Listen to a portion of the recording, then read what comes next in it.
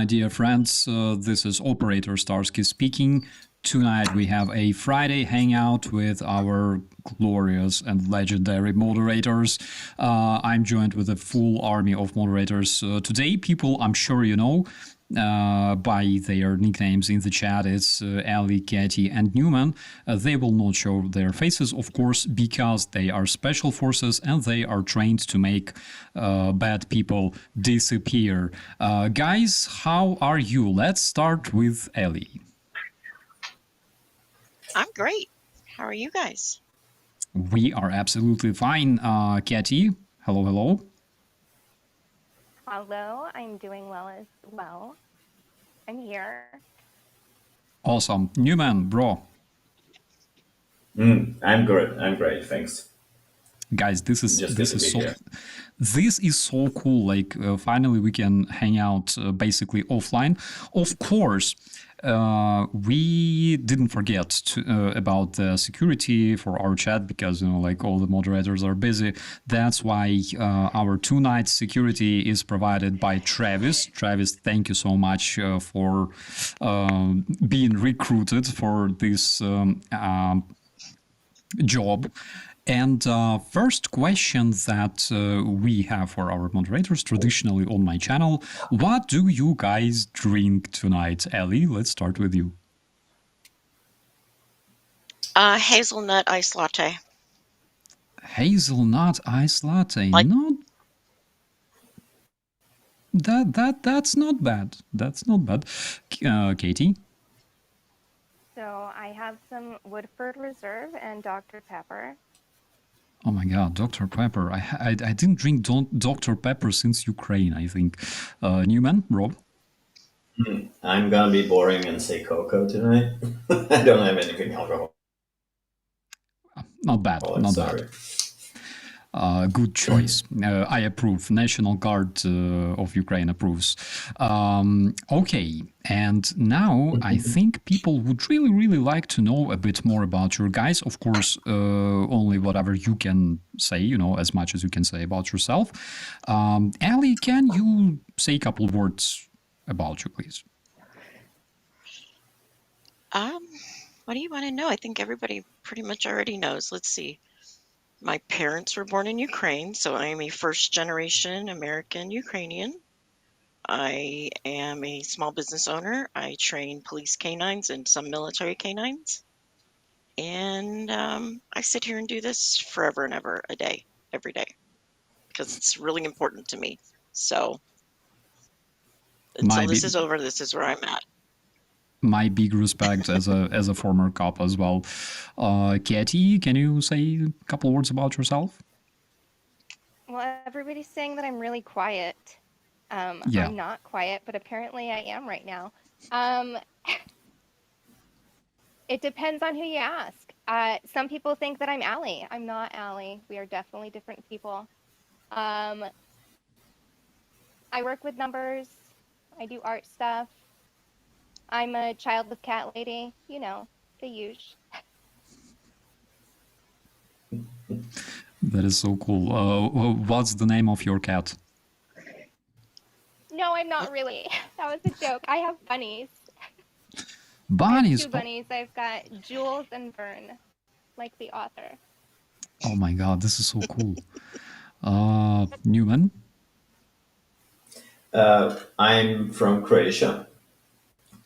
So it was important to me to help in any way that I could when this started, because when it started, everything about this reminded me of the war that we had here, to eerie details. So it was important to me to get involved in some way. I'm an industrial designer. I work with graphical applications, 3D apps, and I do this. I try and help Ali and Katie as much as I can. keep the Vatniks away. That's a really noble thing to do, I would say, especially nowadays. Guys, before jumping to other questions, I think it's a good idea to traditionally talk a bit about the updates from Ukraine because we have several, unfortunately, not really positive news. Let's talk about the recent strike on Kherson, on Kharkiv and Sumy, because this evening Russians hit Sumy. We know about at least 5 people that were wounded.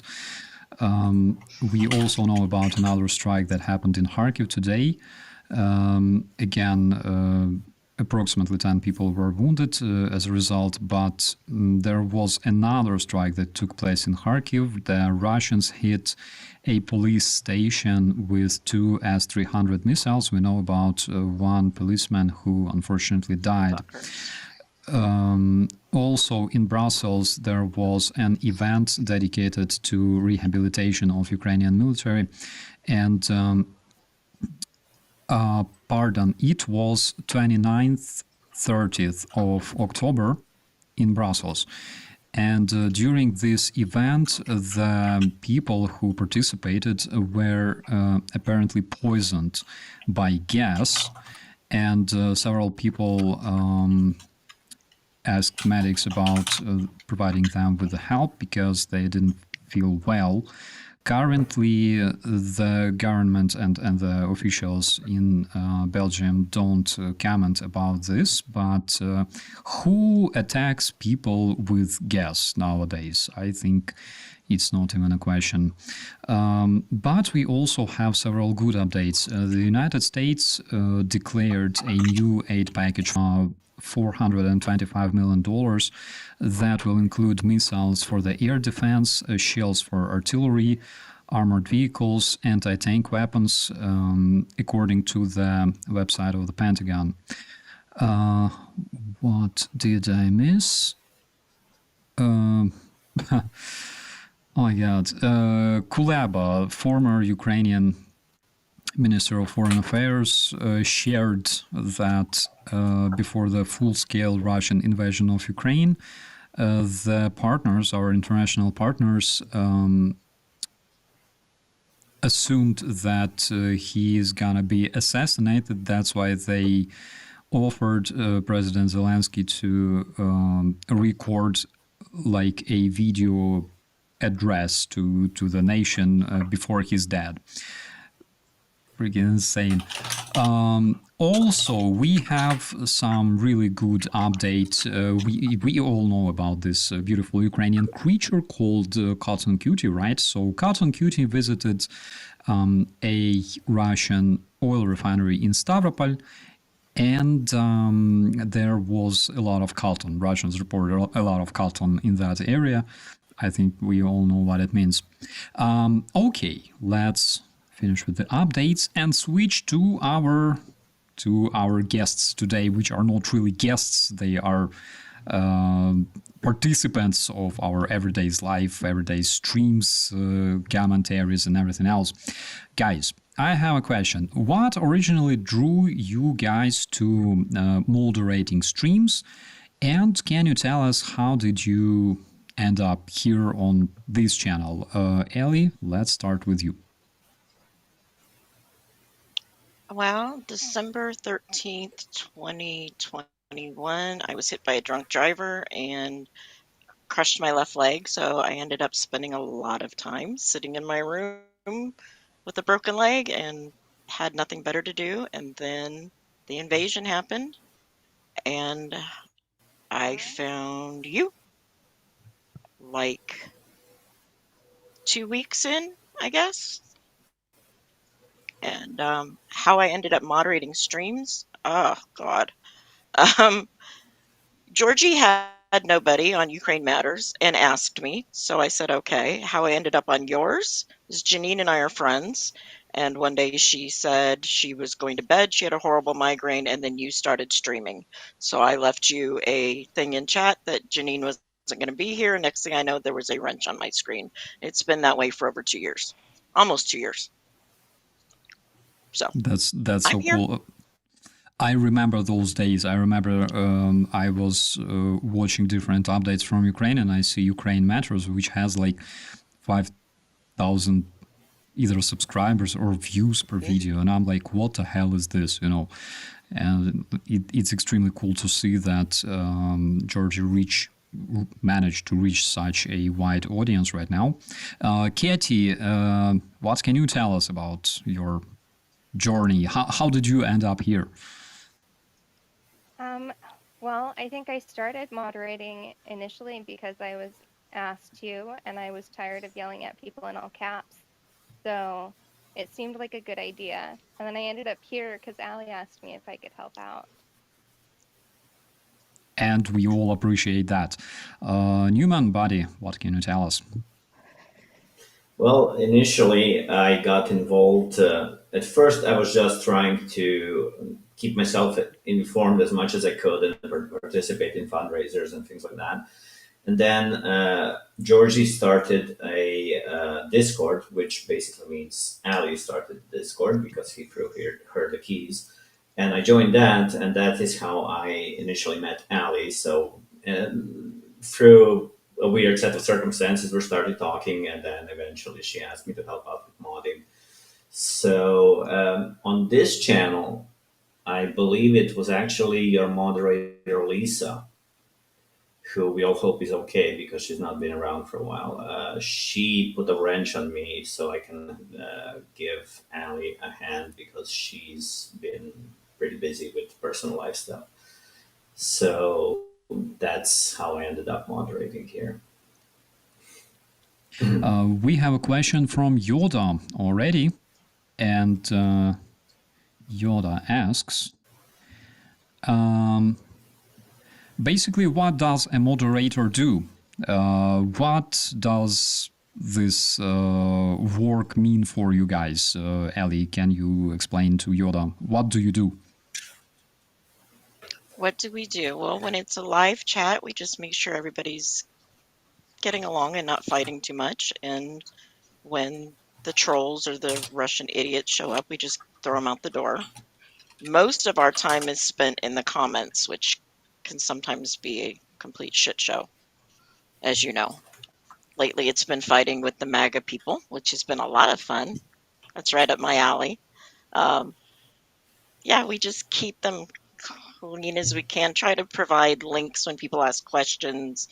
Give them as many answers as we can, just to keep it clean and so that people can look through them and not be so it's not totally divisive where they're killing each other, but it's open debate. I keep people think that we get rid of comments that we don't like, which is not true.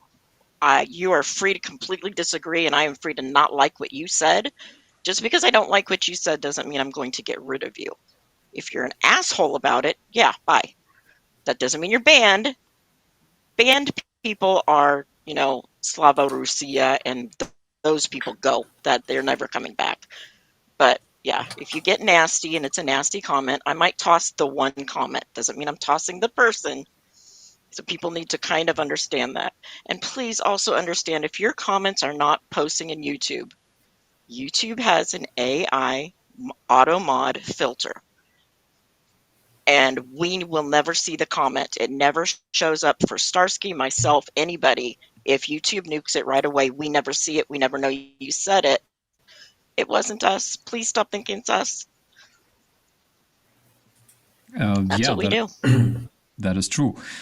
Sometimes YouTube removes my own commentaries like instantly, even though when I'm not saying anything like that could be considered obscene or whatever. So guys, if your commentaries right under the videos disappear for some reason, blame not us. I don't know, it's like this automatic moderation that we don't have anything to do with. Katie, what does moderating YouTube channels mean to you?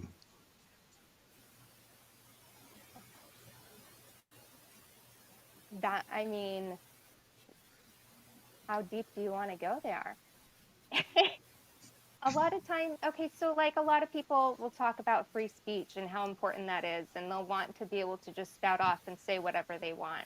And that's fine, but the way I see it is when you have your own platform or your own channel, that's like your house. So the rules that you have for your chat and your comments may be different than the rules that, say, Georgie has for his chat and comments. And our job is to keep it clean and to make sure that people are behaving the house rules. Sounds good. It's just nice to make people get along. Yeah, absolutely, because basically we are family, we have a friendly chat. Elon Musk says like X now turned into the only platform with the freedom of speech. Guys, you're very fucking kidding me. Newman, what are your rules for moderating chats and commentaries? I mean, like your personal rules. Personal rules, it's very similar to what Ali said. If somebody is disagreeing, that's one thing. They can disagree, maybe I'll even learn something. If I've been wrong before, it happens. Just ask Ali. The thing is, if people are being disrespectful, if people are spreading misinformation, that needs to go. Then sometimes there's always steps to it. So if somebody is spreading misinformation, but it's not completely toxic, and I'm thinking that they actually believe this, then we might try and engage them in conversation, or we might just try to remove a comment that is kind of really over the top. It needs to go, but not immediately get rid of the person.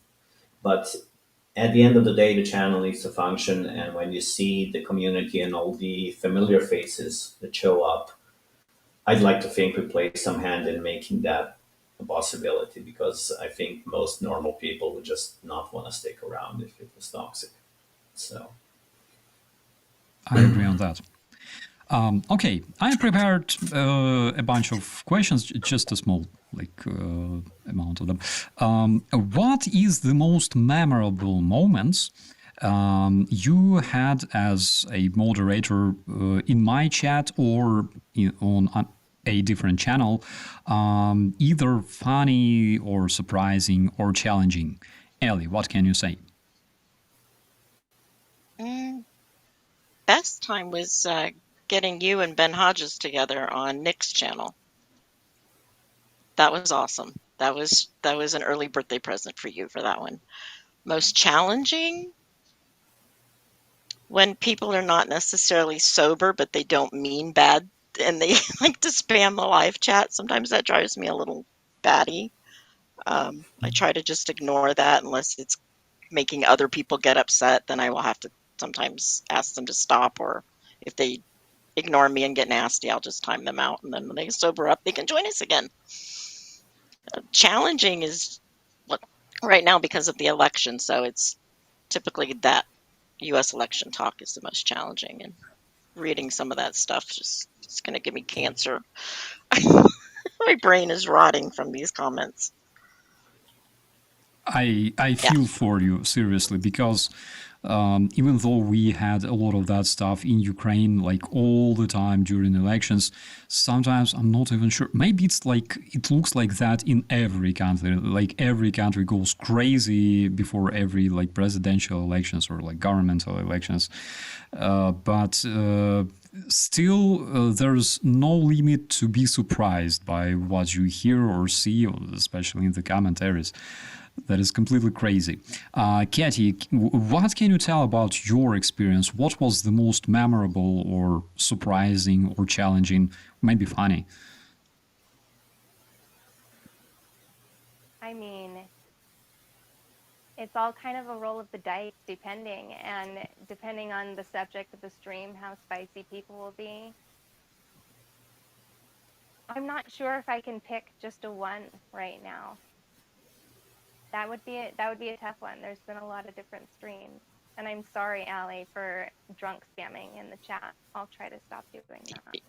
Thank you.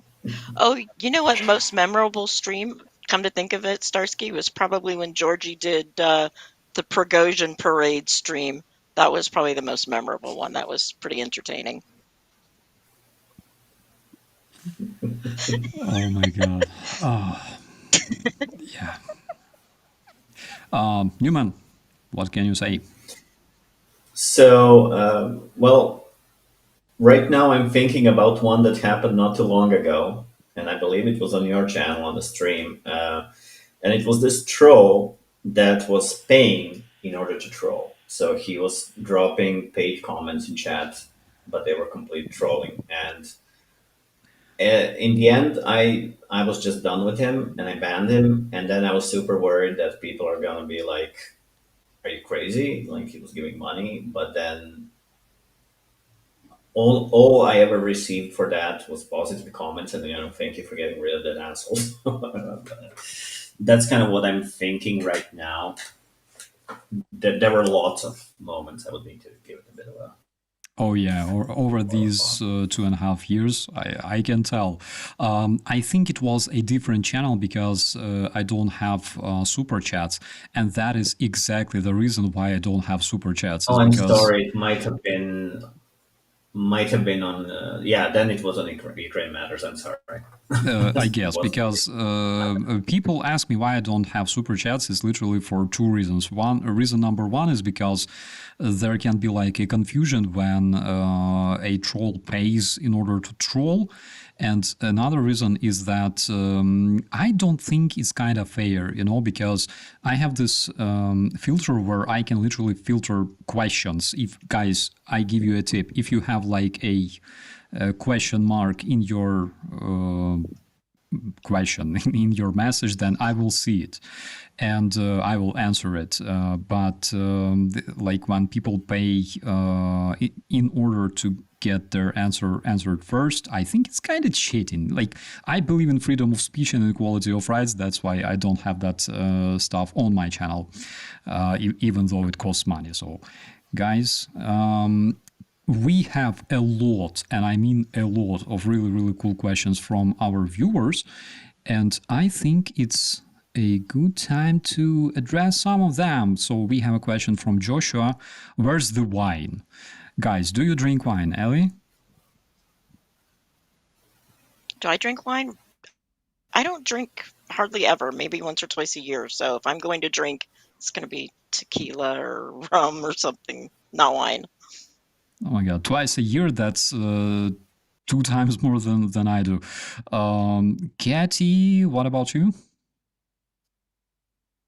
I'm actually allergic to wine, so I'm the worst Italian ever, and that's why I stick to whiskey. Oh, we have like a small, sorry for that, small electronic warfare, I think, working. Newman, do you drink wine, brother? I thought that was me. Rarely. Lately not so much. I had some medical stuff I needed to take care of, so alcohol wasn't really compatible with it. But yeah, sometimes I will spend my summers in Dalmatia, in the Adriatic, and they make local wine there that's really good. So it's kind of a shame to pass that up. But yeah, I'll have wine sometimes. I'm not a big wine drinker, but if it's really good, I'll have some. Yeah. This is so cool. We're basically like, straight edge. We can, I don't know, we can kick other people for, like smoking or drinking on the street. Smoking myself anyways. We have another beautiful question from Lisbeth. Have you guys ever actually met? Which is a good question. Nope. Mm, None of us have met in not in person yet. person.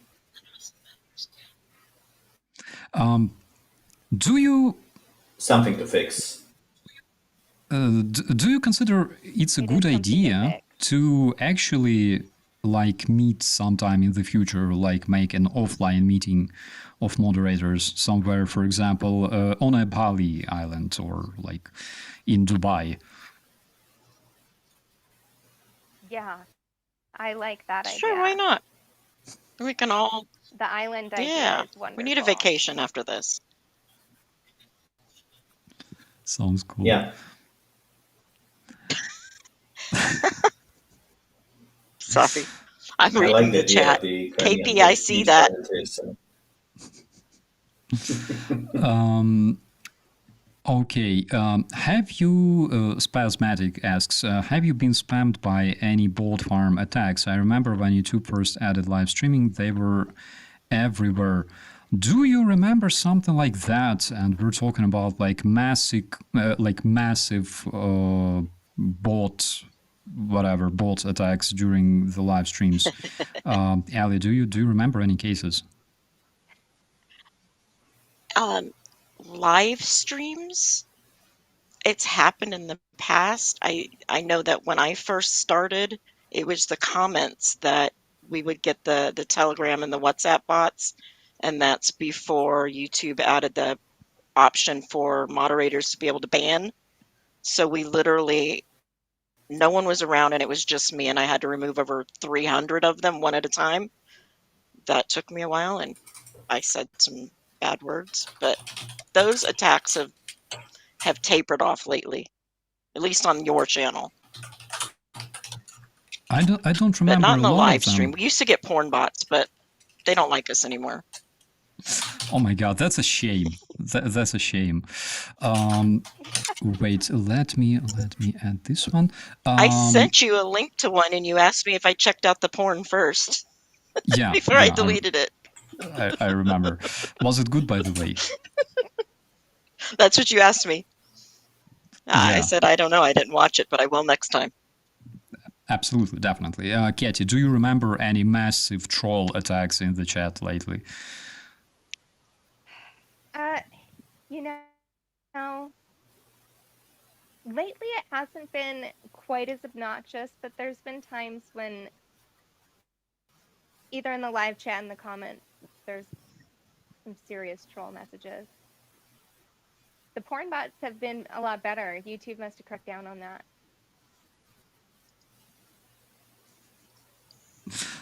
Newman, what about you? Bummer. Yeah, sorry. So yeah, the porn bots have become kind of rare on Discord. So that will still happen on occasion. It's just super rare. Um, the bot attacks honestly haven't happened that much on channels that I moderate. Ali can tell you a lot more about that because Brandon's been fortunate enough to get hit by them, sometimes quite a lot. But yeah, on your channel and on Georgie bots, not so much. Which I don't know whether it's good news or bad news, because basically increased activity of Russian bots on your channel works basically like seal of approval, seal of quality. If there's no comments from Russians, then, like, your channel is forgotten. We have a question from Leo, which is addressed to Newman. Any 3D printing design? Sometimes, yeah. Sometimes I will do like an STL format export and do some 3D printing. I had clients that requested it, so I would do it. But yeah, sometimes. Sounds cool. By the way, tomorrow my brother will participate, hopefully, in the shills. And he received the printer already. By the way, friends, big thanks to everybody who participated and made it possible. So we will be able to talk about it tomorrow. Please check in the shelves. And also, Bobo is really interested. What words can I not say? Ellie, what can you say about it? What words can you not say? Like in the chat. The live chat, you can pretty much say everything unless it's vulgar or derogatory towards one gender or something like that. That will piss me off. But, everybody in live chat knows I swear like a sailor, so the swear words is not the big deal. It's context. So it's not like a word is forbidden. We're not the word police. Yeah. No, in the comments underneath a live stream, that's, if you can get it past the YouTube filters, then it's good with us for the most part. Unless you're being racist and the YouTube didn't pick that up, or homophobic and YouTube didn't pick that up, then I'll nail you for that. Otherwise, say what you want. We're not the word police. Katie, your opinion? I mean, most of the words, if there are any words that we couldn't be saying in the chat, we definitely can't say them on stream. But it's really not. Most of the time, it's not the actual word. It's how it's being said. And especially if you're attacking somebody else saying it, then we're not gonna just let that go. But we're all pretty fluent in the sailor. So instantly we have a great commentary from KP. Ellie, has Brandon ever pissed you off? Has Starsky ever pissed you off? Of course. Every day, all the time. No. Brandon, yes. Just by being Brandon. Starsky pisses me off when he riles up MAGA and gives me 10 times more work. But that's also part entertaining for me to fight with them. So it's like, I hate you and let's go. It's 50-50 there. However, let's not forget the spiders. Yeah. Don't forget what? The spiders? Yeah, well, that payback's coming for that. Payback is so coming for that. You message me and you're like, it's 12:30 at night. Look at this video. And of course, there's no preview of what the video is going to be. So I just click on the link and there's a frickin' giant frickin' spider biting somebody in the hand. I'm like, you're dead. That's it, man. I'm coming for you. You're dead. I was so creeped out that night. I had to sleep with socks on because I was afraid that like a spider was going to attack me in my sleep. You had to sleep with your socks on. I had to change my socks after I saw that video. Like, seriously, there's like this spider attacking a dude, literally, and biting like his hand, actually. And the dude was literally explaining that, yeah, sometimes, spiders just anchor to your skin, but they will not kill it and stuff. Holy, like, it was, I don't know, I'm not sure whether like it was. Again, I'm losing words, seriously. First person I thought about, like I need protection. I need to share it with somebody. So I sent it to Ellie, of course, because like we're cops, we're not afraid of anything. Anyways. But spiders. Spiders, like, I'm not afraid of spiders. I just stay away from them, I told you, I have been shot at by gangbangers, and that doesn't scare me. I've been, jumped on by a 70-pound Malinois going, as fast as they can with their mouth open, but put a spider in here? Fuck no. Mm-mm. Excuse my French, people. Oh, my God. Okay. We have a question. How many comments does Starsky actually read himself these days? I'm trying to read as much as possible. So whenever I have free time and I know that I can answer to those commentaries, I do reply, unless I'm like driving or sleeping or actually doing something. So generally I'm trying to reply in the chat. Did you hear about the ridiculous fine Russia puts on Google? And we're talking about 2 undecillions that Russians apparently hope to one day receive from Google. What's your guys' opinion on this, Ellie? I think it's hilarious.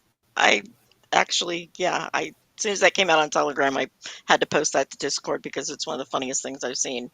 I think somebody calculated how many years it would take to actually pay that off, and there's not enough money on the planet to even make that kind of payment. I just think it's funny. Russia demanding anything to me is funny. My God. Like they're in any position to like make demands. Katie, what Of do you Google, think no less. What do you think about 2 Yeah, no, that's undecillions? Is it ridiculous. possible to pay them out? I don't think, I mean, even if it wasn't Russia, I don't think Google would pay that out or anything out. That's for. I don't want to sound like a conspiracy theorist, but it's a big company. We'll just say that, and I don't see Google paying something out that's so ridiculous. Do you think it means that basically Google will exit Russian market and will never return?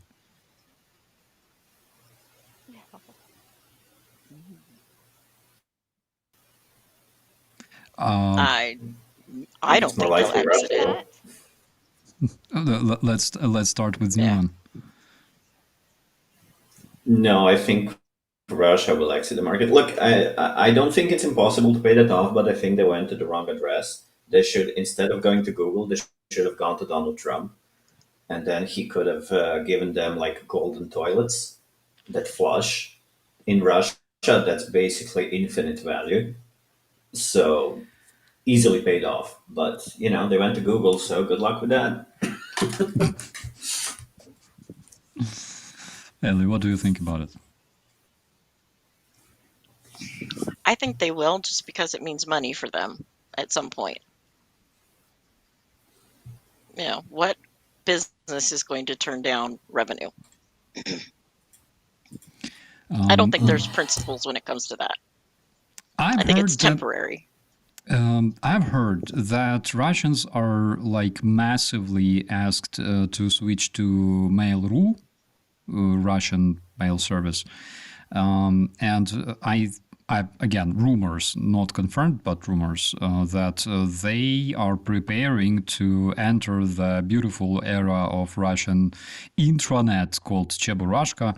So for those who don't know, I think it started in like 2015. Russians started building infrastructure back in those days, like 9 years ago, to switch to the intranet, to make something like in China or like in the North Korea. In the North Korea, people don't have much like access to internet anyways. But in China, for example, they have their own intranet, so people can use their internal websites, etc., without accessing like Facebook or like YouTube, even though I saw recently a lot of Chinese influencers emerging on the YouTube, TikTok, of course, but generally YouTube, and they were like expressing how much they love China and stuff like that. The most democratic country in the world.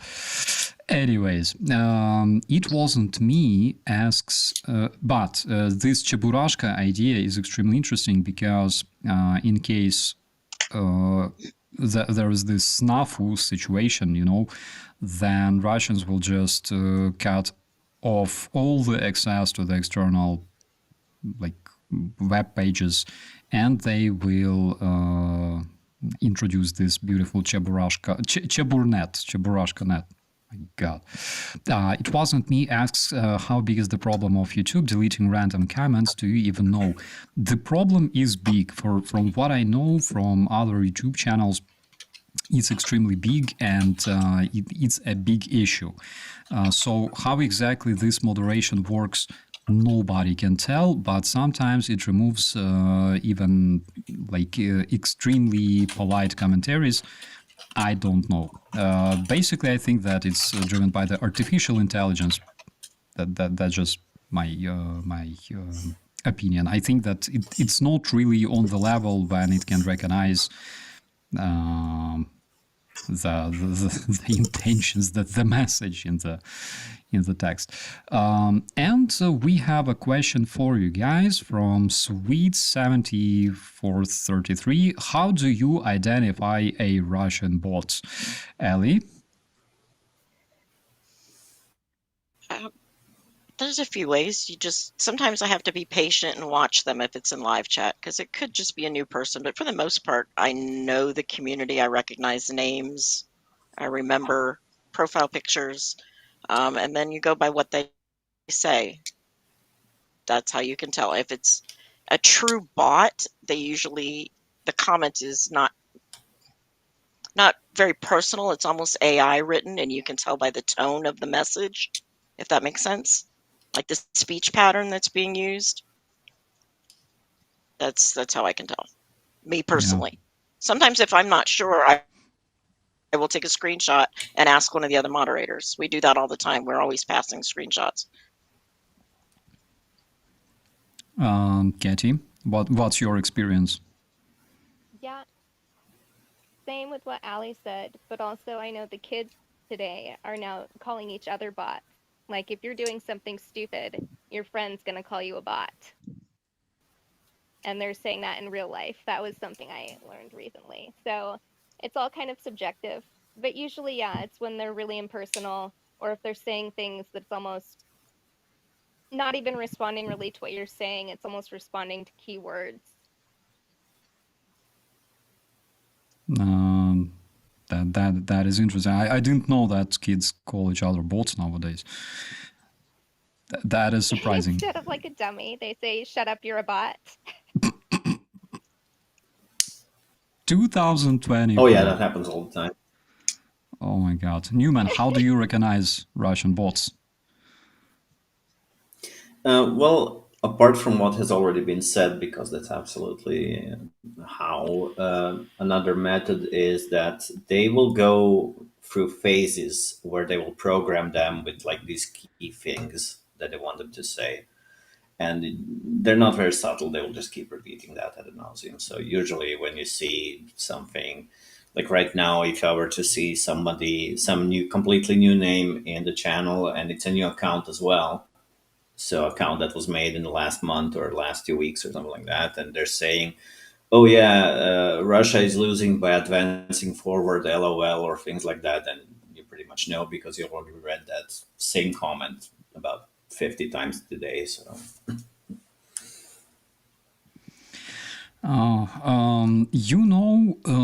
sometimes you just see this pattern because when you talk about, for example, Elon Musk being funded by Russians or connected to Russian oligarchs or Putin or whatever, or like involved in meddling, guys, someone is typing. That is very, very loud. Newman. I'm sorry. That's I me. was replying. Yeah. So. Oh, everybody's identifying in chat as bots now. I love it. Oh, nice. That's so cool. Yeah, so when you talk about Elon Musk, usually there's only one pattern. It's like, don't bite the hand that feeds you. You know, he helped your nation to survive. He gave his terminals for free to Ukraine, millions of them, and now Ukrainians must be eternally, happy about it. When you talk about the recent shed that Donald Trump said against Ukraine, specifically, usually the response is like, stay away from American politics. You don't understand shit about it, usually it's like that. There's like literally patterns. I can recognize them with closed eyes. I just, goodbye. But we have another beautiful question already from two viewers. Keith asks, Starsky, what are your mode's favorite foods? And the same question from Sarah. What food do moderators like? Guys, I think it's a good time to switch to our favorite topic on this channel because this is something we always talk about. Ali, let's start with you. What is your favorite stuff? Mexican food, probably. Fajitas. What's the difference between fajitas and like burritos, for example? Well, how do you explain it? Fajitas are typically like strips of chicken or beef, like steak, and it's sizzled in a cast iron frying pan, and then you put different toppings on it. I like grilled bell peppers, grilled onions, things like that. Then of course you have to have sour cream and guacamole with everything. Burrito is a little bit different, and that's where you actually, I don't know, like it's ground beef and refried beans, things like that. And then you can add, if you want lettuce and cheese and things like that, and sour cream, and then that's on a flat flour tortilla, and you roll that up. So it's kind of portable.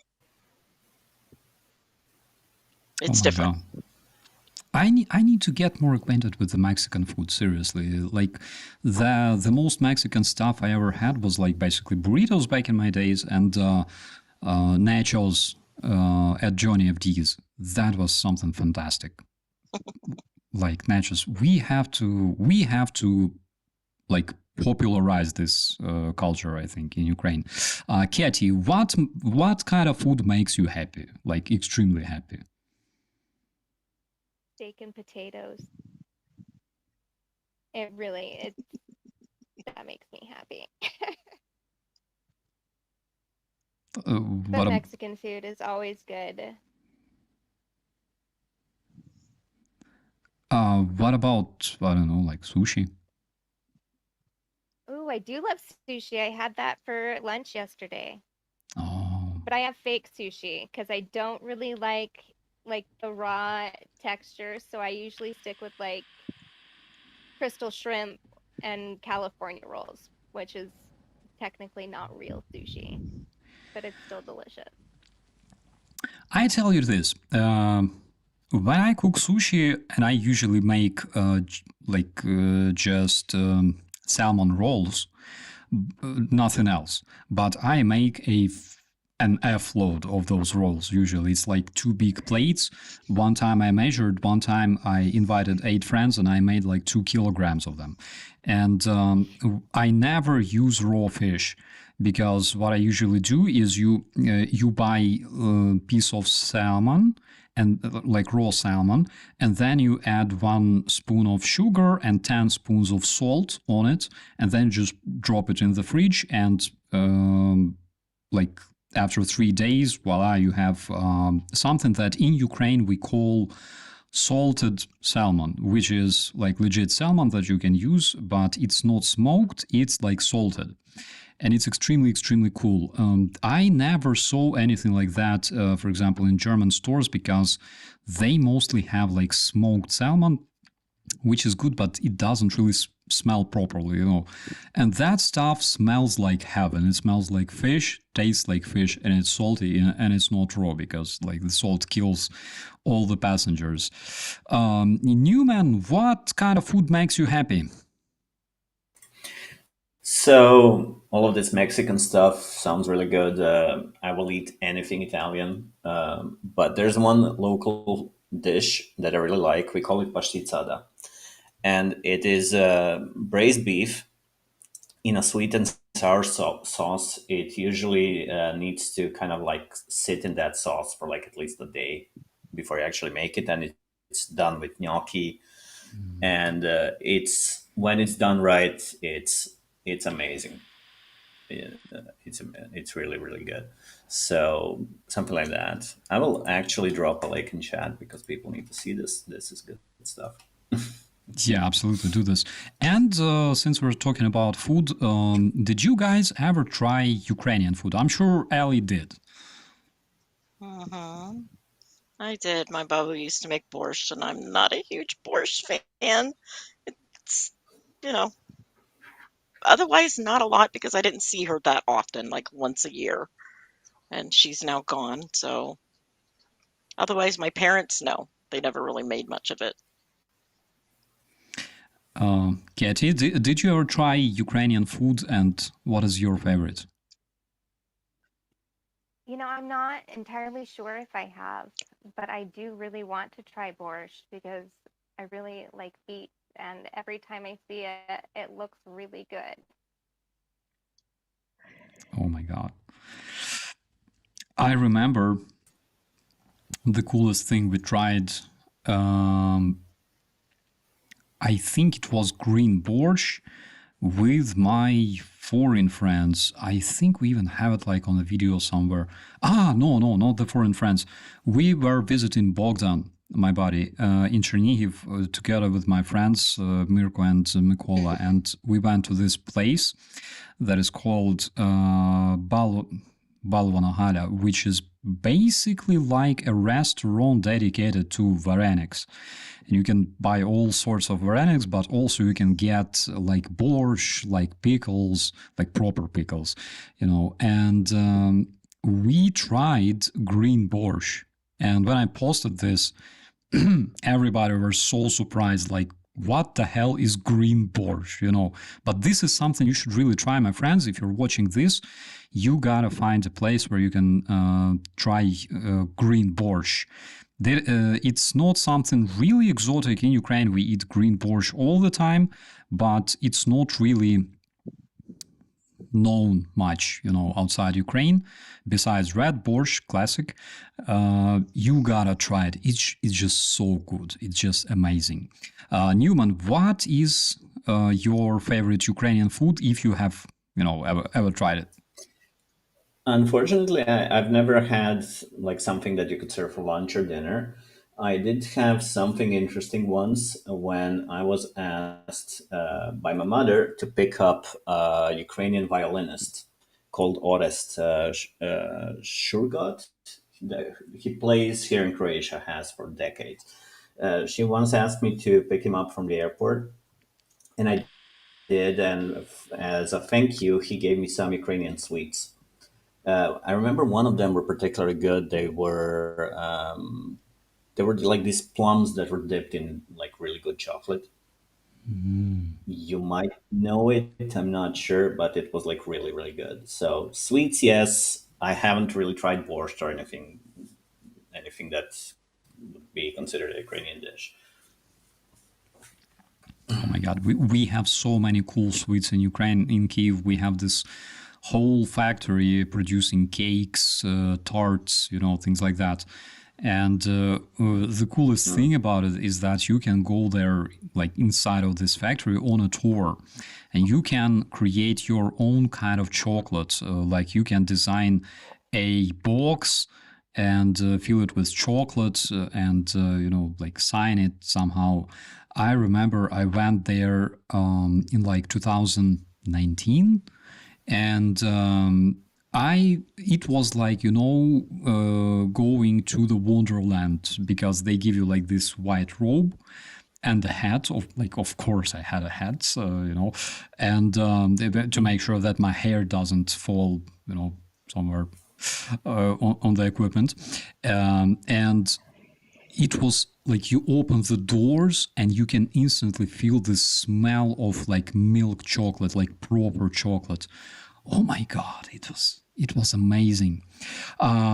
We have a question from Lisbeth again. How many YouTubers do you guys help out? Which is really interesting, by the way. Ellie, what's your case? Three. You, Georgie, and Brandon. Mm-hmm. Katie? Just you and Georgie. Newman? Same, just you and Georgie. Does it take a lot of... Again, it's a really interesting question. Does it take a lot of time to moderate all those channels? Because, again, sometimes we stream in different... in different hours. Sometimes we stream simultaneously. Is it hard to moderate more than one channel? Ellie, what is your thoughts? That's why we have more than one moderator. Yes and no. I mean, I go through each channel at a time, and if you guys stream simultaneously, I will split my screen and put up both chats. It's usually two, because Brandon doesn't usually do that, but it's usually you and Georgie if you go at the same time. So I just split the screen in half and put one chat on one side and one on the other. Oh my God. I'm not looking at it as closely because I'm looking at two. You get used to it, you do this. I do this like 16 hours a day sometimes. So it takes practice is what it is. Once you get used to it, it's very easy. That is insane. Katie, does it take a lot of time for you specifically to moderate more than one channel? I mean, I don't know if I would say it takes a lot of time. It depends on like the volume of comments that are being left on a video, or it would depend on the amount of time that the live streams are happening. But Ali is lying. You don't get used to it. And trying to watch two chats at the same time, it does make your brain want to explode. And I've only had to do that once, but my brain was going to explode. Newman, it's a lot. I completely agree on that. Newman, like Katie, I would literally get myself like a bottle of scotch, for example, and just vent in the end of the day. Newman, do you think do you find moderation like stressful, and how do you cope with this stress?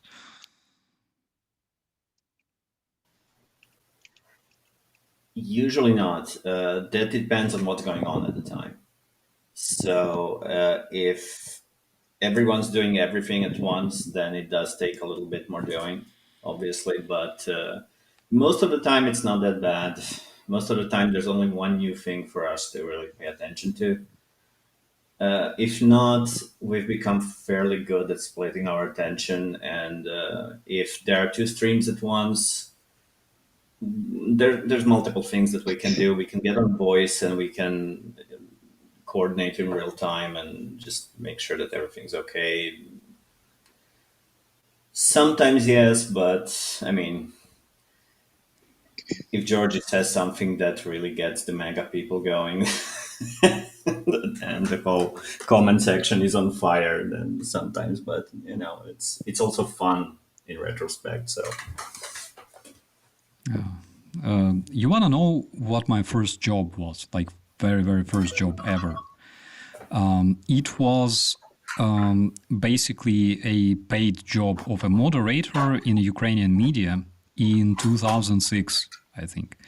And I was literally tasked, with surfing through the publications, and it was 2006. Basically, Russians were not really active on like a YouTube, etc., but they were extremely active in commentaries in different media. And I remember I was just sitting and surfing through all that freaking shit. It was 2006, back in those days.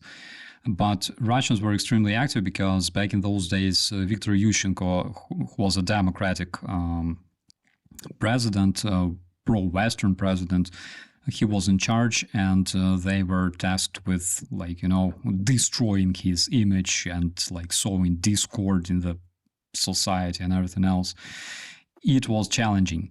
We have a question from Beach Boom 77979. Is Ali the most polite moderator ever? And this is, by the way, question not to Ali. I think this question is addressed to Katie and Newman. What can you say, my friends? Katie, what do you think? Is Ali the most polite among you guys? Why are you trying to get me in trouble? Of course she's the most polite. Okay, Newman and Travis might be a bit more diplomatic, but I think that we're very nice. Ali's very nice. Just don't be an idiot. When I tell someone to F off, I tell them to please F off. That's polite. Super polite. Or respectfully F the F off. Yeah. See, Travis? Newman, what do you say? Well, I've never really seen Ali get really spicy with someone that didn't have it coming in spades. And I'm not just saying that because she's got my hand twisted behind my back right now. No. Ali, if she goes after someone, he had it coming. So, or she. So, yeah.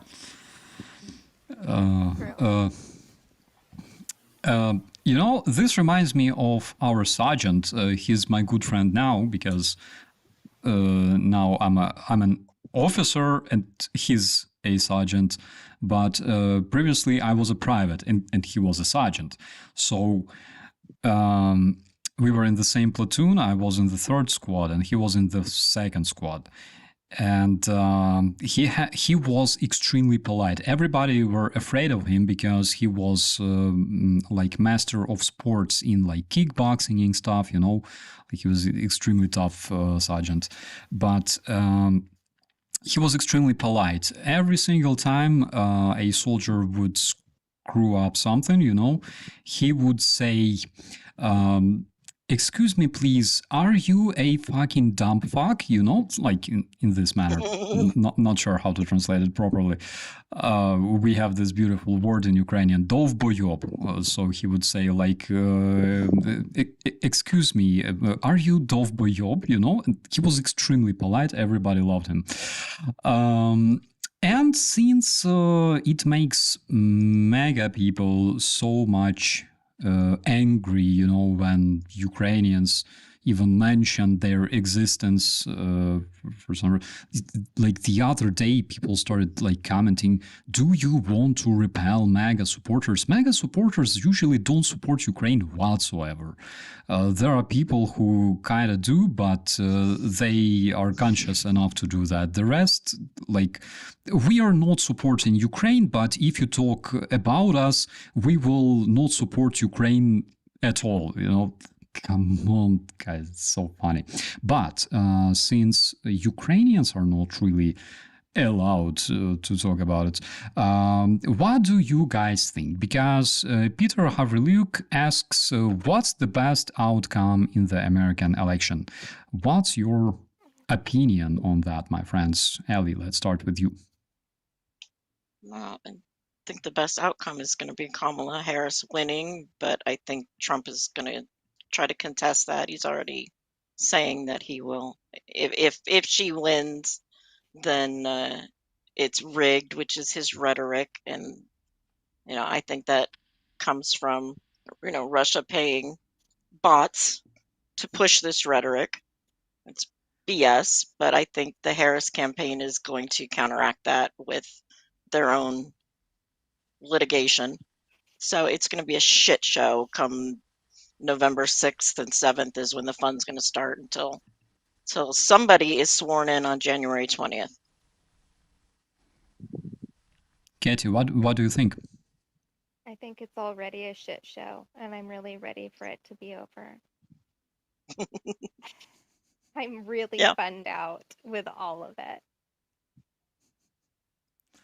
It brings out the worst in people on every side, and it really, I'm surprised that I'm still surprised every election year to see how people behave and how they're treating each other, even though I know in real life they might be really good friends, but they're speaking just really awful to each other. And I'm always ready for it to be over. And for things to get better.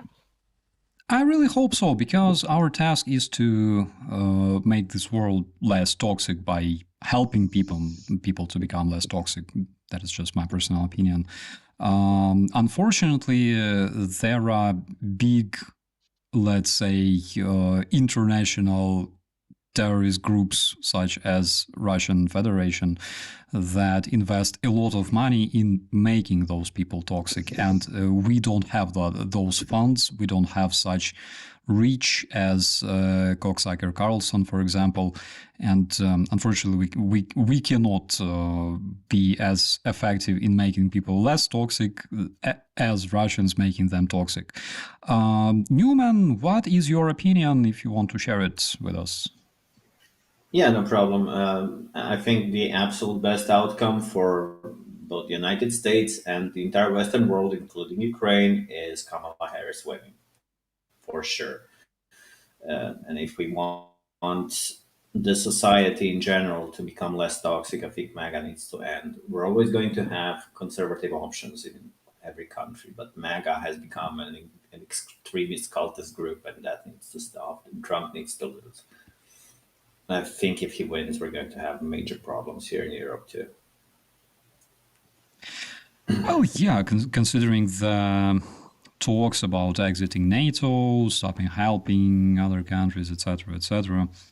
which a lot of Yeah. his supporters actually think it's a good thing, because they can concentrate on their internal issues instead of concentrating on external issues like Russia, for example. But at the same time, I believe that if Russia becomes more powerful, and if, God forbid, Ukraine loses and Russia becomes 10 times stronger, having in its ranks, Ukrainian soldiers that are experienced in using like American weaponry, modern tactics, trained by NATO personnel, then this will very, very quickly become an internal problem for the United States as well, while they already have a lot of them, one of them being Russian disinformation. That is,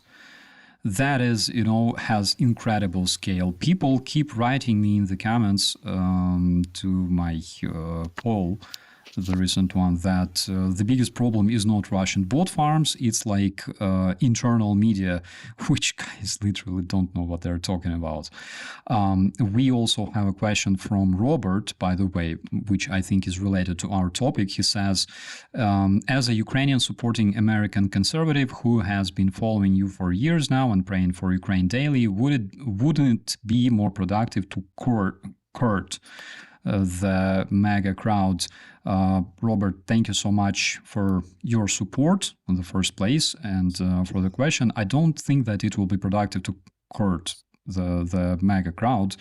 I think it's up to the governments that must understand that people who call their followers to violence and spread hate towards other people, other nations, other races, when they call like Latin countries garbage, when they say that black people from other countries eat pets and shit like that. Basically, we already know how exactly such narratives end. We exactly know what they bring to. Therefore, and to me as a Ukrainian, it's so surprising to see that in the United States.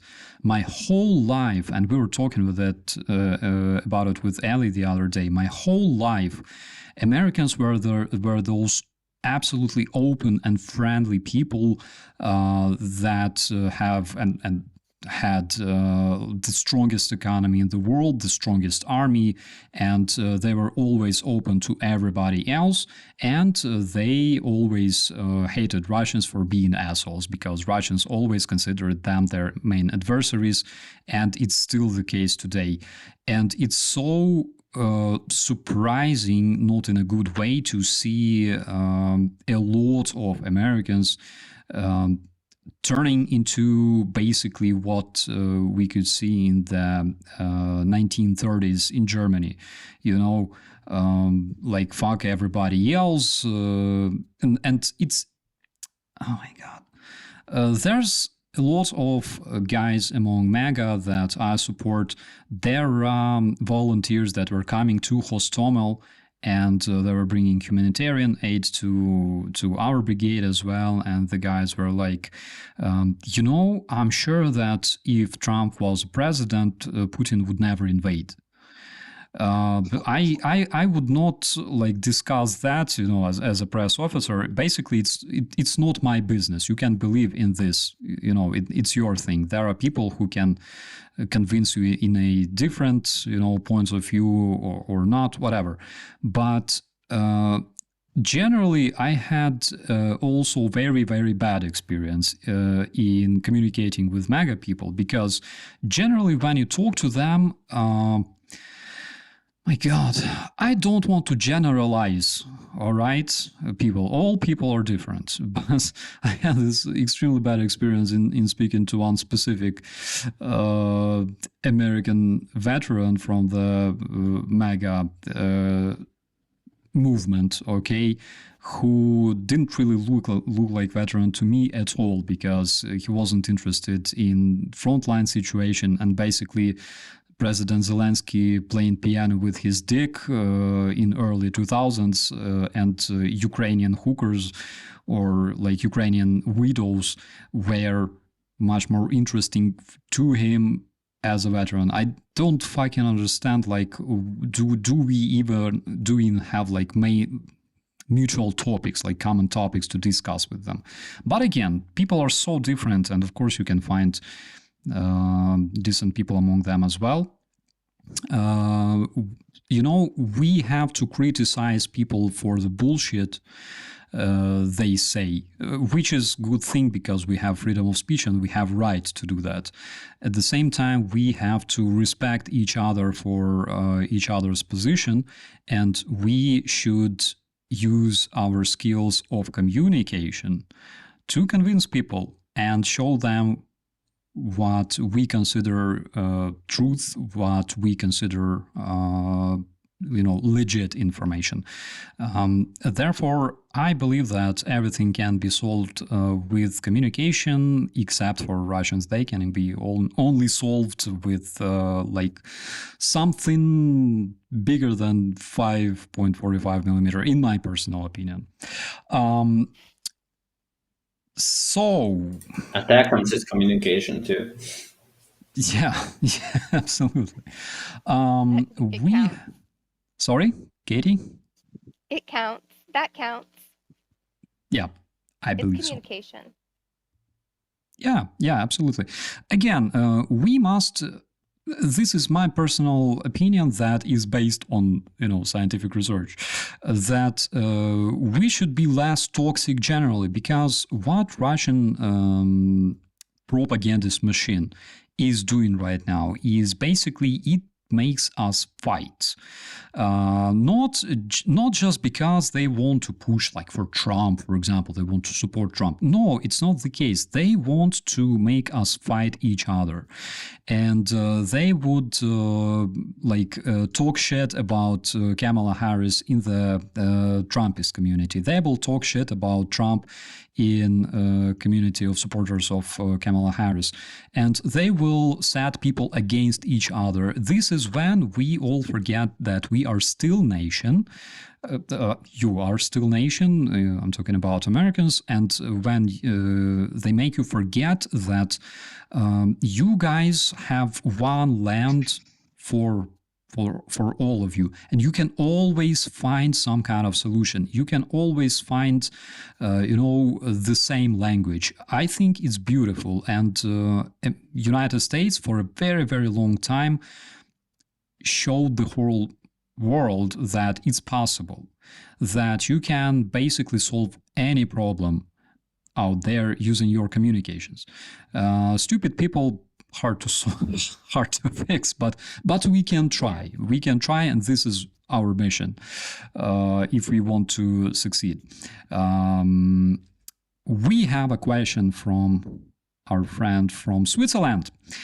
Operator Starsky, Russia has recently banned to celebrate Halloween. What is your comment? Oh my God.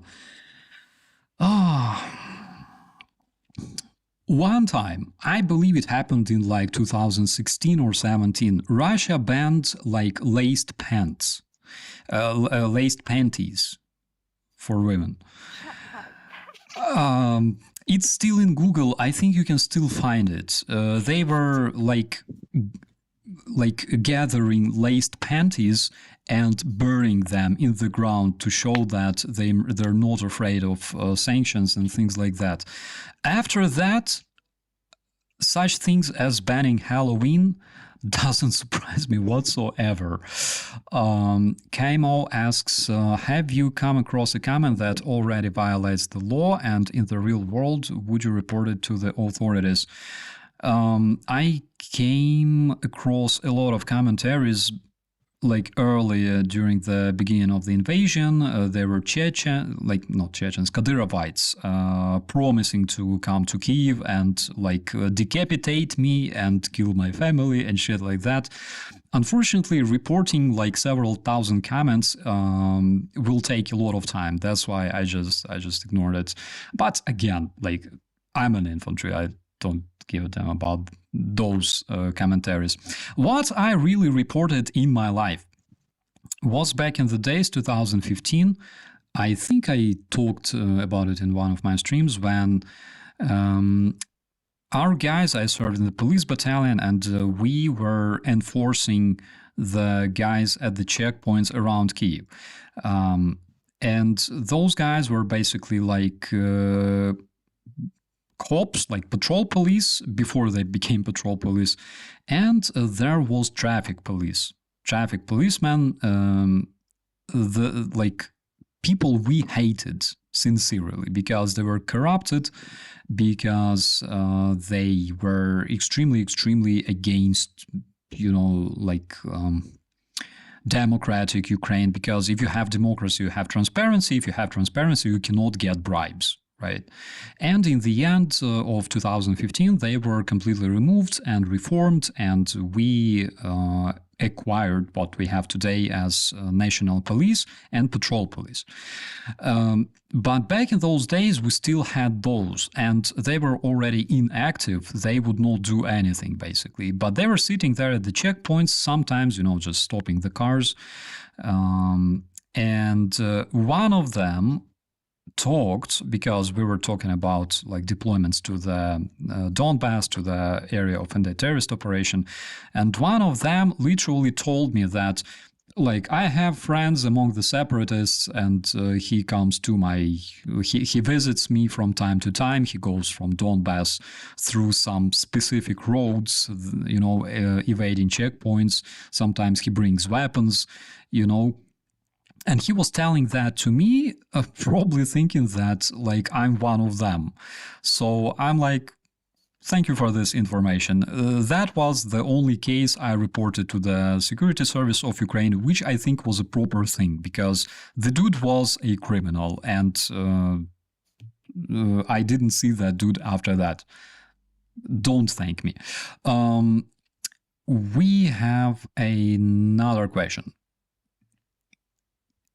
Okay, Steven basically asks what I already asked you, but it's regarding if you had like a Thanksgiving dinner, what kind of Ukrainian dish you would like to see on your table?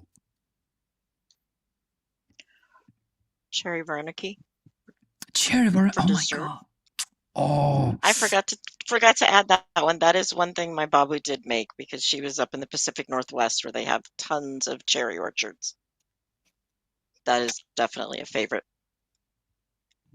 Oh my God, cherry If Varniki. you're talking Ukrainian food. Yeah. If he just wants to know Thanksgiving food in general, my favorite is always, the stuffing and mashed potatoes, the fattening stuff. Stuffing. I'm so excited for stuffing. It's so good.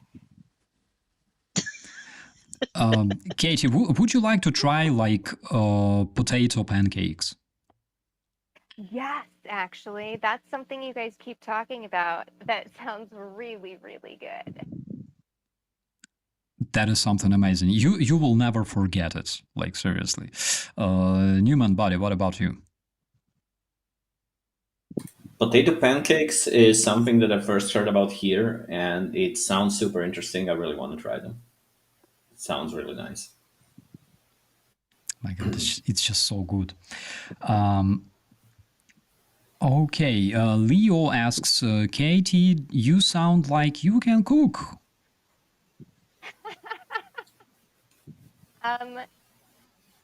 That's interesting. I'm very capable, but I do not cook often. What do you usually cook? I literally just bought a mixer. I just bought my very first mixer ever, and it's still in the box. Oh my God. What's your favorite dish to cook? I mean, anything pasta, really. That's always an easy go-to for me. Pasta. You gotta try like rice pasta, like rice noodles. Thai rice is something extremely easy to cook, by the way. And It's extremely cool. Maybe in the future I will make like a masterclass on a YouTube. And We should do that. yeah, why not? Sweat asks, what is borscht exactly?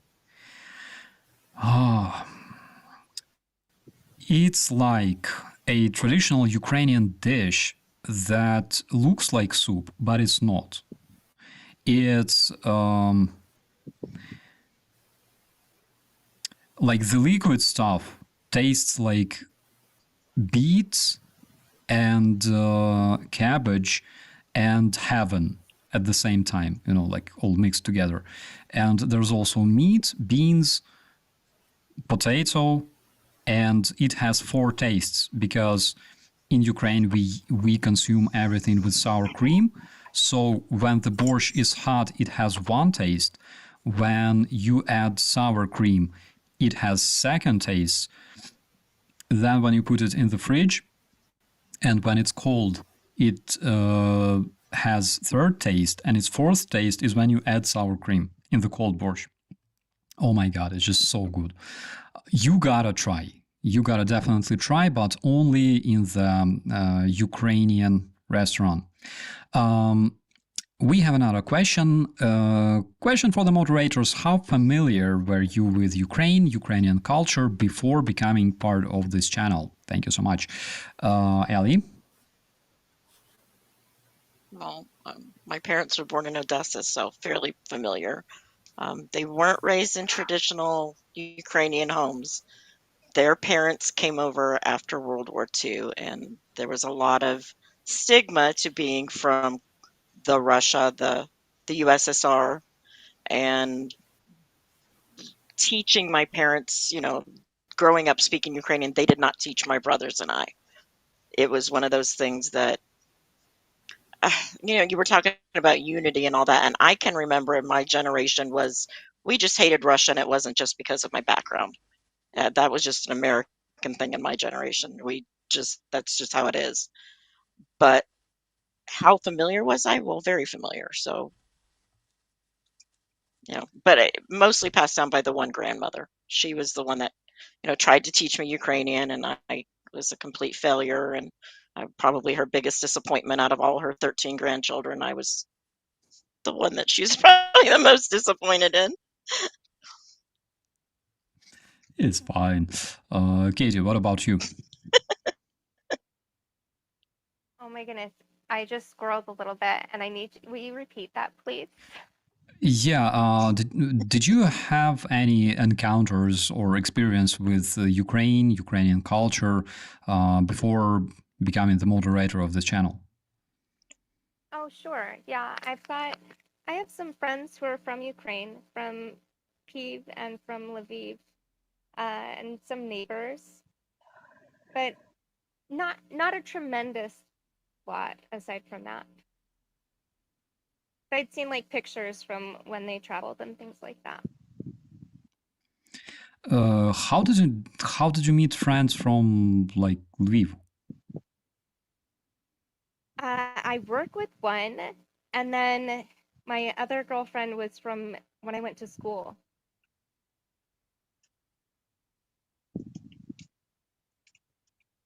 Oh my god, when I was in school, I dated a girl from Philadelphia. Actually, no, I was in like university already. I dated distantly a girl from Philadelphia who was actually from Lviv Oblast. Oh my god, those times. Newman, what about you, bro? Before, somewhat, because I met some people from Ukraine that came over here.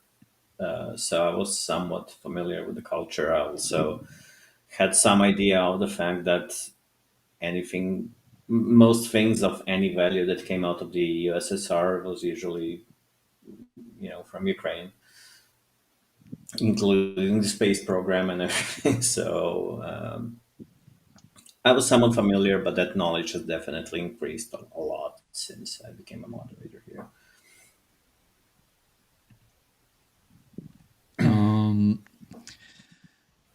When I was a kid, I remember I had so many friends from the United States because generally, what do you do when you're like in high school and you receive your first computer with internet? First thing you do is, of course, you learn like all kinds of porn sites and things like that. What I did, I downloaded ICQ and I was like in IRC chats constantly. And I was communicating with the people from all around the world, of course. Yeah, someone texts me. I was like 12, I think, or 13, and someone texts me like ASL, which generally means like age, sex, location, and I'm like, "Are you calling me an asshole?" You know, like I didn't know those nuances back then, but it was extremely cool, and I had so many friends from all around the world, from United States, when I was still basically not even a teenager, which is crazy. But that's, by the way, one of the reasons why I like how I learned the English language. And Robert also says, agree with what you said, but isn't insulting American conservatives as maggots and calling them stupid, simply taking a page out of FSB playbook, isolate, insult, divide. Same team, bro? Absolutely. I think we, like all the decent people, are on the same page, especially on this channel. What else? We have several more questions from our viewers, and I don't know about you guys, but to me, this 1 hour and almost 30 minutes passed so fast. Thomas asks, did you ever try the chemical/biological weapon called Swedish Surströmming? I would like to know, because I unfortunately did. Ellie, what can you say? No, I just helped set that one up. Sorry. I got you all to do it. But no, I'm not going to ever try it. Thank you very much. I'm not that brave or stupid. Katie. No, seeing you guys all gag was plenty. I felt like I was there. That was plenty. I could smell it through the phone. Oh my God. Newman, did you try? And if not, would you try? No, I think it would be better to drop it on Russia. Why waste good ordnance? And I know such cases, by the way, from Brandon. If you guys want to know how exactly Surströmming tastes, so it smells like sewer, tastes like salted fish with gas. Taste is nothing special, it's the smell, and it smells literally like sewer. It's like when you stick your nose into a pipe, going down the drain in your toilet. That's exactly the smell, and it's very intensive. That is why it's so hard to consume this stuff. But as for taste, cannot say that it tastes awful. It's just like salty. When we had Surströmming back in Kiev, I had this like secret weapon, because my sense of smell is extremely distorted after COVID, still is a bit, and therefore it wasn't really bad like to me. I had that liquid, that brownish stuff, those sneeze in the glass, that basically was Surströmming, because it completely fermented into liquid, and I drank it and everything was fine. But then I was in the car going back home, and I had this like burp, and then I realized that I just need to stop the car because I'm gonna vomit. Like I had to like stop for a couple of minutes, ventilate the car itself, because it was the smell of it outside on the streets, and the taste wasn't that bad, but that burp that I had, it was so gross. And by the way, Brandon, because he had like two big sips of Surströmming. He like that Surströmming was all over his clothes, and then when we were saying goodbye, he hugged me. And you will not believe it, but my leather jacket that I keep in my car still smells from that very day. You guys had some Ukrainian flags there, 2 of them that day, and you signed them. I drew the little shark on one. There's Surströmming juice on that flag. And somebody, I don't know which one of you guys, somebody put a bunch of cologne on it and then put it in a package and had it sent to me. I had to keep that thing outside on the deck for a week before I could bring it in the house. Oh my God. I don't know what was worse. It just smelled like a smelly shit fish with cologne. It was awful. When it's dropped on the Russian position, when it's dropped like on the Russian bunkers and we're in like on the Russian trench, that is legit biological weapon. Like people cannot stand it. Orcs too. It's a legit biological weapon, and especially if it smells in like this closed environment, closed space, you cannot withstand it. It's so bad. But we have another question from JG. Ukrainians seem to love soup. Is it true that all Ukrainians love soup? I would not say that, because in my case, I don't eat soup whatsoever. Even if it's borscht, I eat it like twice a year, maybe. Not a big fan. Speaking of other Ukrainians, we have different soups. One soup that I recognize personally is basically miso that you can buy in like a sushi place. And there's another question from David. Have you seen Bogdan lately? If so, how is he doing? I have memories of your posted videos together with Bogdan recalling the Battle of Hostomel. So Bogdan is doing fine. I think he published a video from the training at the training camp the other day on his Instagram. And we spoke, I believe, a couple of months ago. He's doing well. And he's been commissioned. So he follows my path, and basically he was a sergeant. Nice. And now he is an officer. David asks, why does Starsky say sergeant with a Boston accent? I have literally no idea why. It's because in Ukrainian language it's sergeant, but when you say sergeant in the Ukrainian matter, it sounds like surgeon, and people get confused. Kalahela asks, were you born stupid or do you work at it? So I don't remember whether I was born stupid because I was a little kid and I don't have those memories. However, because I was able to write when I was like 4, apparently not really. But I'm working really, really hard to be stupid. Like I'm smoking, I'm drinking non-alcoholic beer. I hope it helps one day. And another question from Nonstop, but we will talk about it a bit later. I have a question for you guys. What are some of your favorite streamers on YouTube, and can you call their names, the names of their channels? Ali, let's start with you.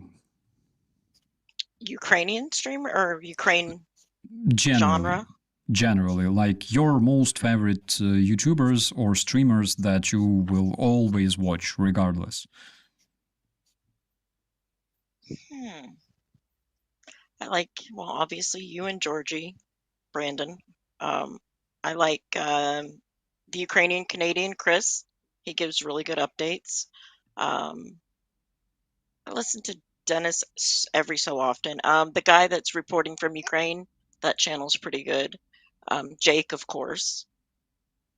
I don't have a lot of time to watch a lot of videos. I'm usually busy doing what I'm doing right here. So I don't get much more content. So generally, you're like following mostly pro-Ukrainian channels, and specifically those that you're moderating. For the most part, I mean, I have some dog training channels that I check out. A couple of really good ones. Modern Malinois is one of my favorite ones. I don't know, kind of boring work stuff. I don't think everybody's interested in that. Yeah, I don't have time to watch fun stuff anymore. I'm busy and it's important. When this is done, then I'll goof off and watch silly stuff. Katie, what about you?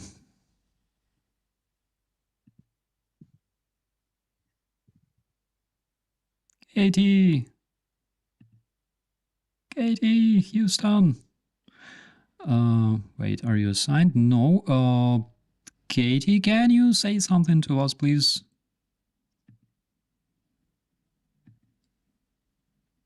She might have to refresh. I had to do that a couple of times because it froze.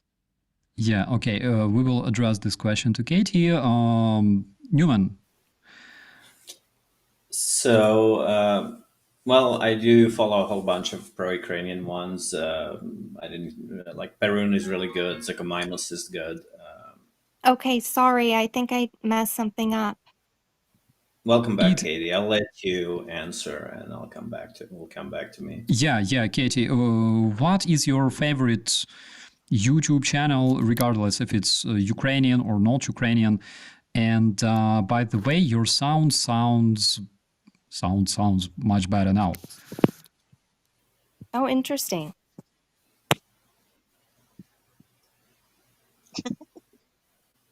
Yeah, she is a lot louder now.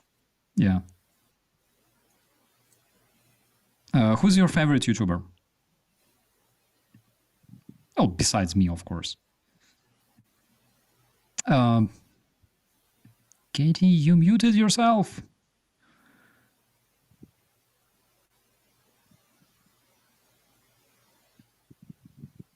Oh my God, what's going on?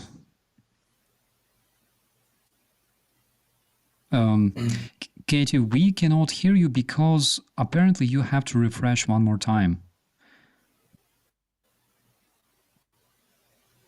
It happens, people.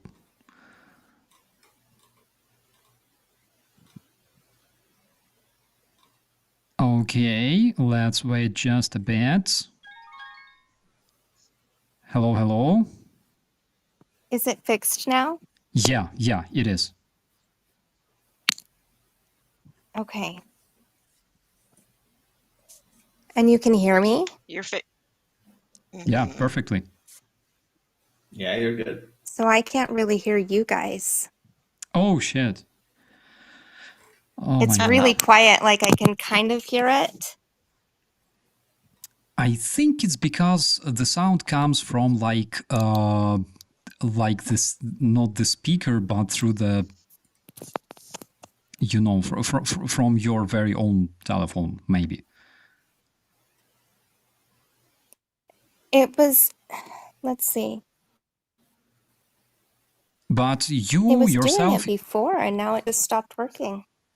but you sound much better, like much more,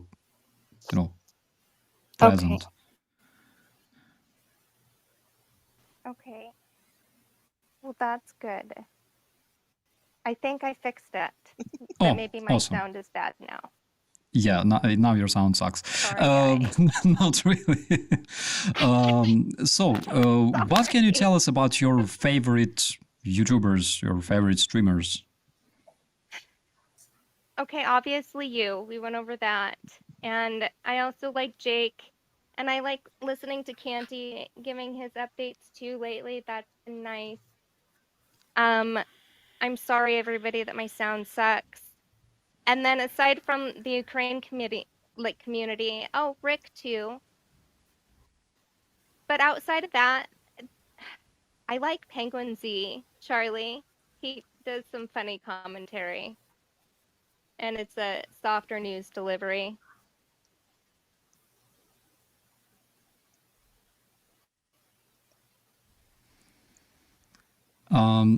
What can you recommend like, what would you watch regardless, like, to raise your morale on a daily basis?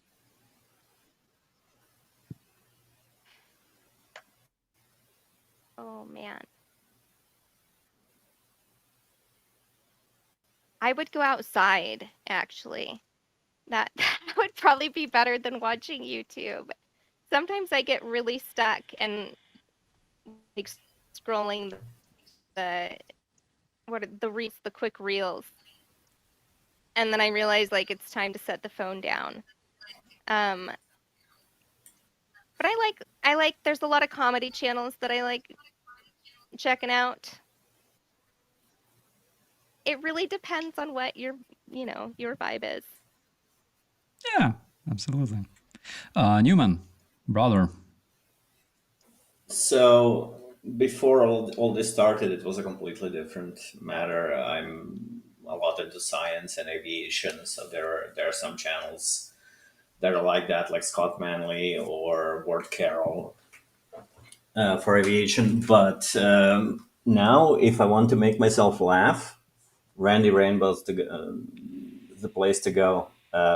When Trump had that whole tweet about how he hates Taylor Swift, then Randy Rainbow took a Taylor Swift song and completely changed the lyrics.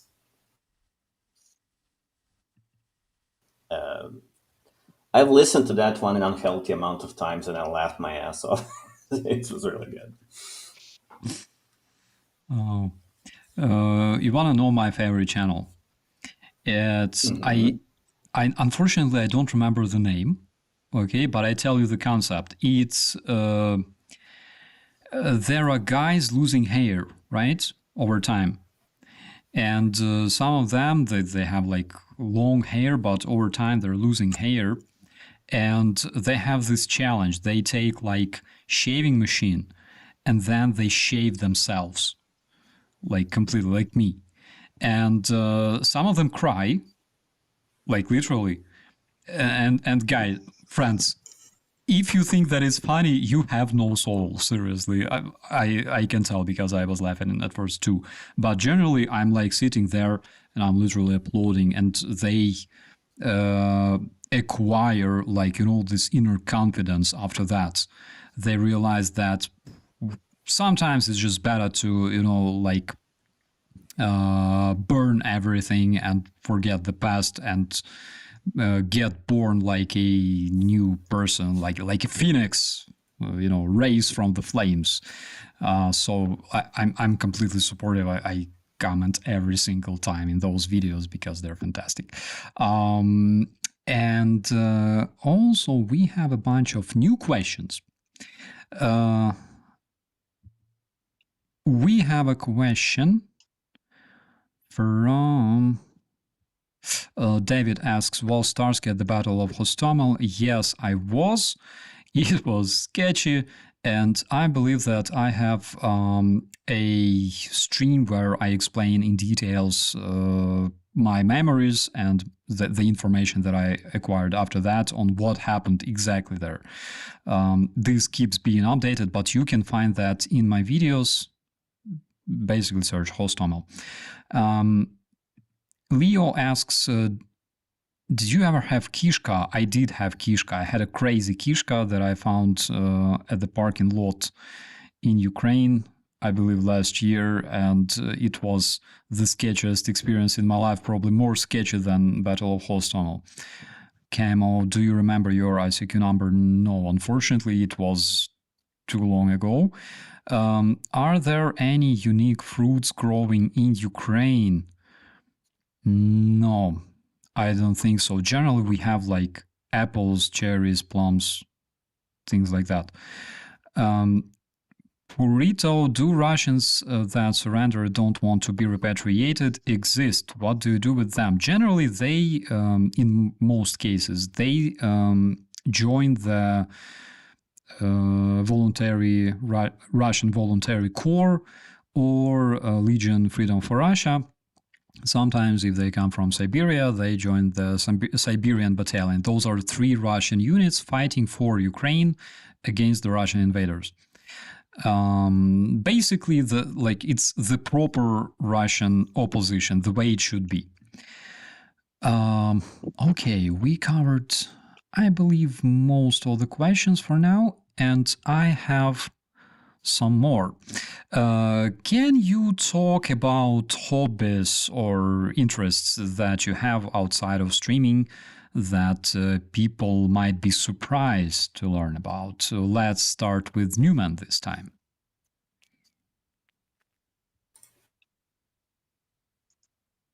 Oh, looking something up. Um, Amateur astronomy was definitely a big hobby of mine before all of this started. Have my own telescope and stuff, and pretty much anything space related. I was always interested. So, pointing my telescope at some deep sky object and looking at it in the middle of the night was my idea of fun. But you said you were interested in like aviation. Yes, yes. Yeah, I was always interested in aviation. As a kid, I would do like model kits of planes and stuff like that. I don't really do that anymore. But I will go on aviation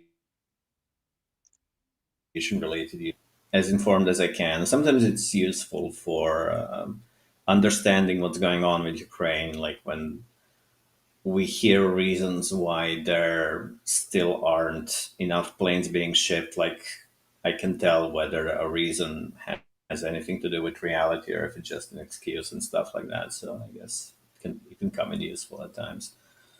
Usually it's an excuse, by the way. Do you play Microsoft Flight Simulator? I haven't in a while. I used to play that, and I used to play before all this started ECS because that was really detailed military aviation. But I haven't really had time to play much of anything lately. But yeah, Microsoft Flight Simulator, I would like to get into that at some point. I still have like head tracking hardware and a stick and a throttle, everything right here. Everything's ready to go. I just need time.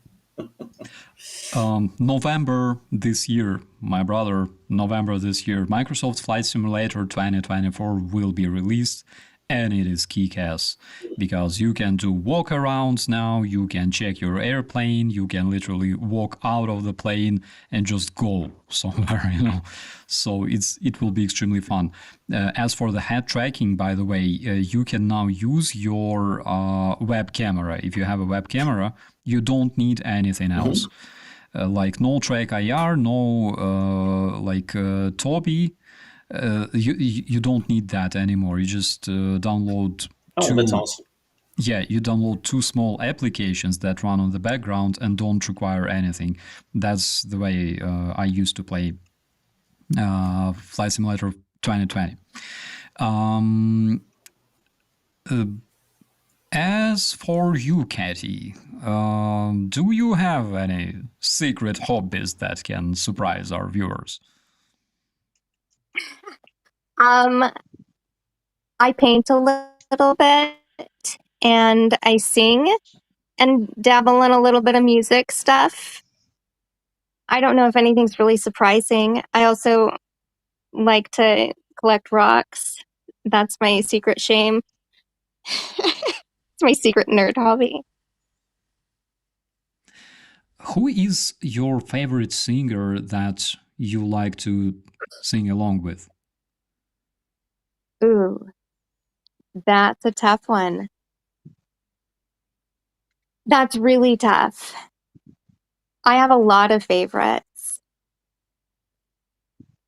Led Zeppelin's probably one of my favorites to sing along with, though. National Guard approves. Old stuff. Okay, good. Ellie, what about you? Well, before my accident, I rode horses. As a teenager, I competed nationally in a lot of we call it eventing, but it's a hunter jumper. Horse jumps over a rail fence that kind of thing. I've been surfing since I was about 8 or 9, as I grew up in San Diego. So those were probably what I did the most. But I also did a lot of rode a lot of dirt bikes, motorcycles, quads. San Diego's not too far from. It's half desert, so you can get to some pretty good dunes and go out and just destroy sand and a lot of that kind of stuff, outside stuff. What is better, a bike or a car? Depends on what you want to do. If you're riding a motorcycle and it's raining, you'd rather be in a car. I know. I was actually going through my pictures the other day, and I found a picture of my old Harley, and I miss that bike, but that's a lot of fun to ride up into the mountains. And it was just a cruiser. I like the windy roads, and Harley is something legendary in Ukraine because in Ukraine you can generally buy something produced either in Ukraine or in Soviet Union, or some cheap Chinese stuff brought from from Odessa. By the way, Harley is something a lot of people dream about. And generally, I remember we had a biker club, like biker gang in Kiev called Silver Bullets. It's like, when you are a, let's say, marketing manager somewhere in Nestle, or somewhere in you say it, my God, Coca-Cola, and your life lacks, extreme. That's when you buy bike, you buy like leather, you join a gang. Those guys are so cool. So that's interesting. Do I have a secret hobby? Well, besides, I don't know. your music, but it's not a secret. But it's not. Yeah, it's not a secret. Besides singing in the shower to Taylor Swift, I don't. Basically, no. Basically, my life is an open book. Frank Surströmming? Surströmming, it's not a hobby. It's a traumatic one-time experience. Frank says, rock collecting, try Nick Santner, Central Washington, beautiful channel. It's Nick Santner. It's it's I saved that.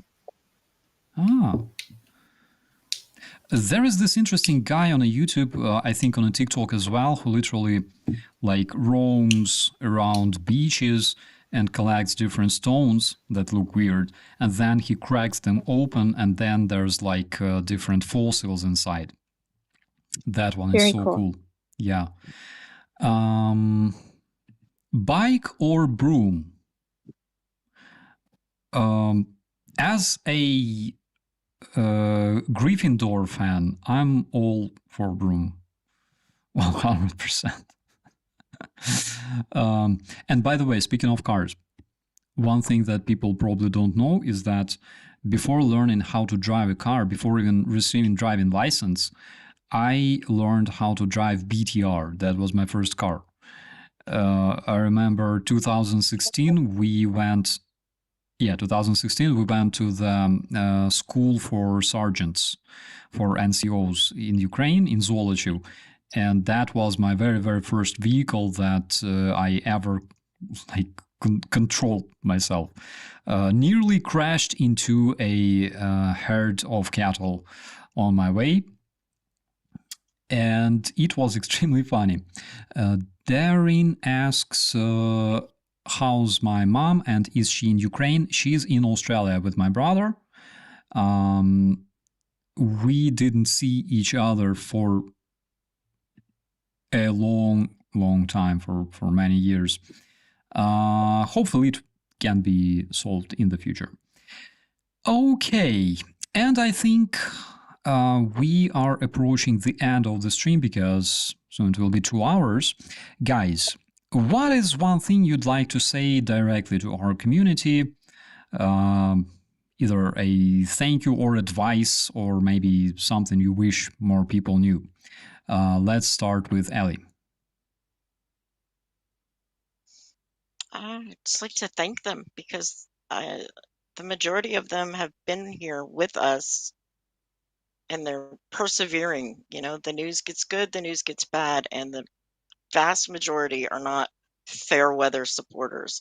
They're here regardless, and I'd like to thank them from the bottom of my heart that they haven't given up, that they're still here, they're still leaving comments, they're still giving thumbs up and promoting the channel, getting the news out, which is important because people getting their news off of certain mainstream TV stations, and depending on which side of the political spectrum you are, getting the information out, and that's what they do every time they engage with the channels. They are getting information out, and that's important, and I can't thank them enough.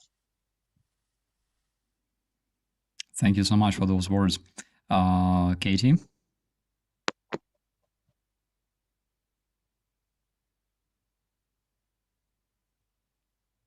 Hello? Did we lose her again? I think so. Okay, let's wait until she reconnects. Newman, is there anything you would like to say to our beautiful community? So I would also like to thank everyone, all the familiar faces that persevere with us. If it wasn't for you guys, then anything that we do would be pretty much pointless. It would just be a few people on the internet doing stuff. So just thank you, and you make all of this worthwhile for us and pretty much for everyone involved. And it's just an honor to be involved. It's a big honor to have you on this channel, brother. Thank you so much. Okay, let's wait for Katie to reconnect with her message to you, my dear friends. And in the meantime, I think we can also answer several questions. Mr. Tibbs asks, does a BTR have a clutch?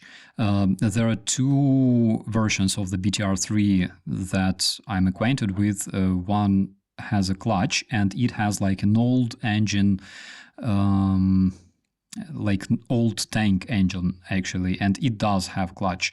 It has mechanical gearbox. And then there are the 2 other versions of BTR with Deutz and Mercedes engines. They don't have clutch, they have automatic transmission. Those are very, very good, by the way. Katie, are you with us?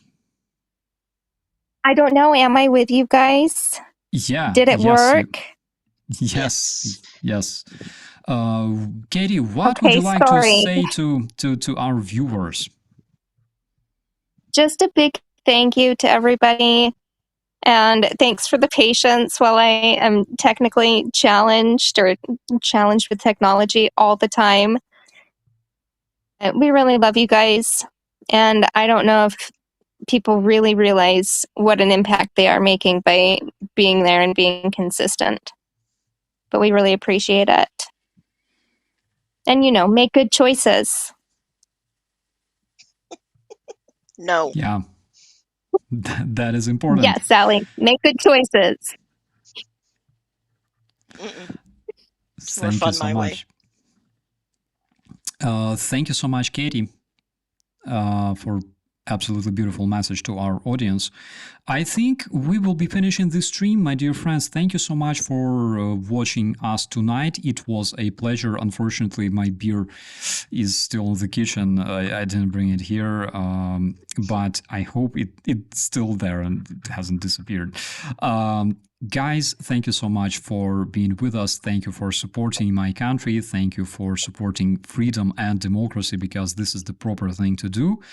always remember that our mission is to promote decency, promote the idea of being less toxic, more positive, because people that are less toxic and more positive have this absolutely amazing immunity against disinformation, which is confirmed.